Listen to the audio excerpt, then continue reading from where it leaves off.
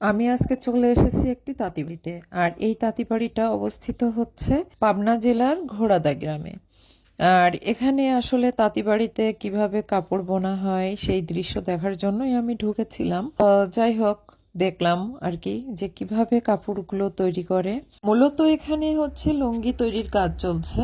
সত্যি কথা বলতে কি, আমি কখনো তাঁতিবাড়িতে আসি নাই যে কিভাবে তাঁতের কাপড়গুলো বনে বা তাঁতের লুঙ্গিগুলো বনে। যদিও বা এটাও একটা কাপড়, কারণ এটা হচ্ছে লুঙ্গি বোনা হচ্ছে। লুঙ্গিও তো কাপড়ের, তাই না? খুবই মনোযোগ সহকারে আমি দেখছিলাম যে আসলে কিভাবে বুনছে।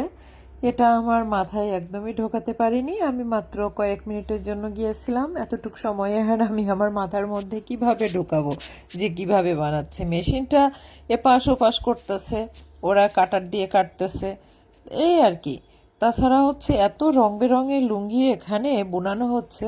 আজকাল ছেলেরাও কিন্তু মেয়েদের থেকে কোনো অংশে পিছিয়ে নেই। ছেলেরাও মেয়েদের মতো কালারফুল লুঙ্গি পরে থাকে। আসলে মেয়েরা লুঙ্গি পরে না, আমি সেটা বোঝাতে চাইনি। আমি বুঝিয়েছি মেয়েরা যেমন কালারফুল পোশাক পরে, ছেলেরাও সেই যুগের সাথে তাল মিলিয়ে কিন্তু কালারফুল লুঙ্গিও পরে।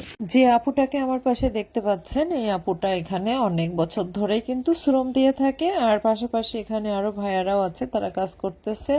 আর এখানে আরো একটা আপু এই পাশে বসে আছে, তাকে একটু পরে হয়তো বা আপনারা দেখতে পাবেন। তো দেখেন যে লুঙ্গির যে সুতার কালারগুলো কত সুন্দর না, অনেক কালারফুল। আর আমি তো সবসময় কালারফুল জিনিস পরতেই ভালোবাসি।